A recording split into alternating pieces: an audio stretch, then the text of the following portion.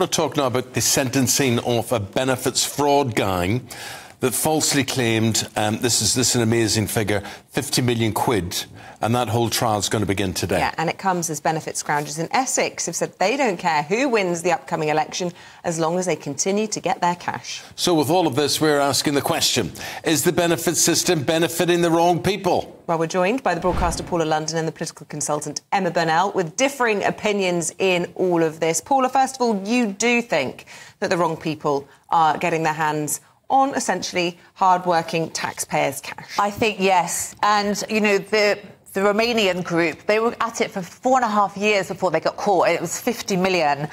And, you know, people deserve benefits that are genuinely medically unill, physically or mentally. But now I just feel like some people are having benefits as a lifestyle choice. And I was reading an article about an Afghan family that come over.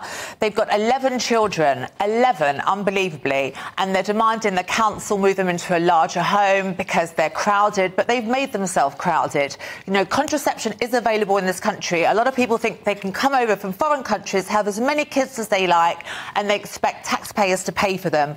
The woman now has another child on the way, so that will be 12. The man is working, but only as a delivery driver. It's not fair on the children. You can't expect British taxpayers to pay.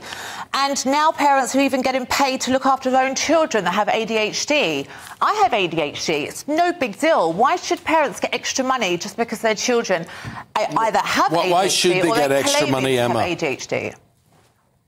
Look, at the moment, 40% of claimants of universal credit are in work. The bigger question is not why people should or should not be getting benefits, but why work doesn't pay enough so that the state has to supplement employers.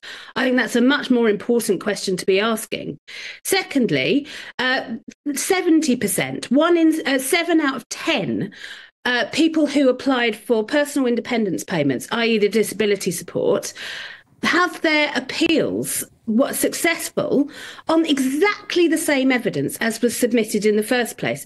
If you want to stop the benefit system costing the taxpayer, then make the benefit system work so that we don't go through these extraordinarily expensive processes which are only there to punish those asking for the help that they deserve from the Emma, state. A lot of people will agree that there needs to be a security net for those people in society that most need it, and that is the right thing to do. But the examples that we opened with are what infuriates people, this sense that people are gaming the system, particularly if they're coming from abroad and pushing out British people who need that help and support. You clearly wouldn't be defending that, would you? I don't think anyone should game the system. The system should be robust, and we should stop there being any type of fraud. But actually, benefit fraud is significantly lower than lots of other types of fraud. That's not true. No one knows how bad it is because these people haven't been caught. So that's just but you can rubbish make that up because you're claiming that it is true. I'm saying it's not true. The evidence that we have says it's not true. Until you don't have the evidence because nobody knows how many people came in. And wait till Labour get in. Labour say they're the party for people that work, but they're not. One at a time. And just projecting. For example, we opened up this word with benefit scroungers, as if everybody on a benefit is scrounging off the state rather than getting the support they need from the country in which they live. That is not the framing that I would put for most of those people, particularly that 40% of universal credit. The example you gave, he's only working as a delivery driver. Yeah, but you don't have 12 children if you're earning a minimum wage, do you? That's very, very careless. Well, I don't know. The lady's not working. How many children did he have before he was in this situation? What are you going to do? Take those kids away? One. I mean, all the woman's doing is getting pregnant. By the state would be much more expensive. Listen, if you can't afford 12 children, don't have them. It's wrong. It's wrong. What if he could absolutely afford 12 children before he can't? So why is he moaning about the council demanding a bigger house? He may not have known that when they had the children. They need to use protection, not expect the British taxpayer to pay for every child. How many does he want? 20? Is outrageous. Sorry, Emma, sorry, we couldn't hear what you were saying. Let Emma just respond to that a minute.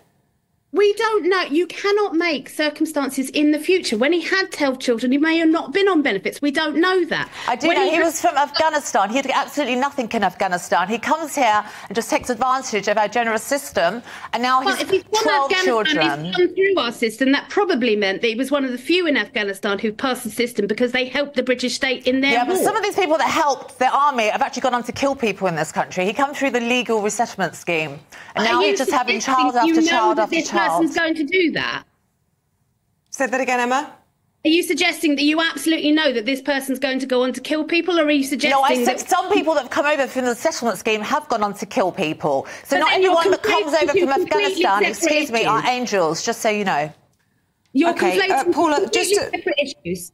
Yeah, and Paula, just to come back to you, I mean, Emma is making the point that, you know, the language sometimes around benefits it can be demonising, dehumanising, and we need to be careful, don't we, as a caring society, not to suddenly turn into a nation whereby we assume everybody who is getting help and support is on the scrounge, is gaming the system. To you, Paula. Well, the thing is that some people genuinely need benefits, and our heart goes out to them. I'm very happy to live in a country that helps people that genuinely need help. No doubt about it. But unfortunately, too many people are gaming the system. This lady that I'm talking to, I'm sorry, I forgot your name. She's Anna. She seems to believe that... Emma. Yeah. OK, she seems to believe that hardly any people game the system. And I'm sure you're a Labour supporter. You wait till Labour get in. What's going to happen? Labour are going to bankrupt the country. Like, they bankrupt the councils, they'll bankrupt the country like every other time. And they had a big go at Rishi Sunak for daring to call out that some people might be gaming the system. So Labour will let any Tom, Dick and Harry, oh, yeah, I'm depressed, I can't go to work forever, no problem. And you wait, the country will go bankrupt. It's because of people like you refuse to believe that some people lie. I'm going to respond because there's a lot in there. To say anyone else will make the country bankrupt. Look at the history, look at political history. You'll see practically every time Labour have been in government, they've made the country bankrupt. Look at the state the country's in under the Tories. There's been a war, there's been COVID. It's very different. Look at the winter of discontent under Labour. That was great, wasn't it, with all the unions?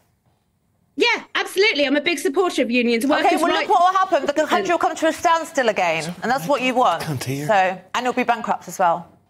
Well, we're already bankrupt, mate. No, we're not actually. We're not bankrupt. OK, well, I think there's not going to be much agreement here between Emma Burnell and Paula London. We'd love to know at home what you think in all of this. Is the benefit system benefiting the wrong people? Thank you both very much indeed.